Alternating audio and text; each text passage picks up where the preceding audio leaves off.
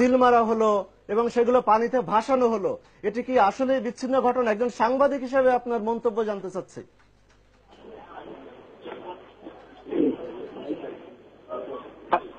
আসলে আমার কাছে আমার কানে অডিও নেই, আমার অডিও নেই।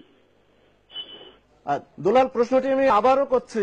আপনি বললেন যে কুমারখালী পৌরসভায় বিচ্ছিন্ন কিছু ঘটনা হয়েছে, আসলে এগুলো কি বিচ্ছিন্ন ঘটনা? একজন সাংবাদিক হিসেবে আপনি এগুলোকে কিভাবে মূল্যায়ন করবেন? এটা কখনোই বিচ্ছিন্ন ঘটনা হতে পারে না। এটি এটি একটি প্রতিষ্ঠিত ঘটনা। যেমন আপনি আমার কাছে ভিডিও ফুটেজ আছে যে খোকসায় একটি কেন্দ্রে তারা ঘরের মধ্যে ব্যালট পেপার তারা নিজেরা মেনে নিচ্ছে। আমরা যাওয়ার পরে একজন পুলিশের এএসআই, তার নাম রাশেদুল, তিনি খোকসা থানার দায়িত্বরত, তিনি সেটা পাহারা দিচ্ছেন।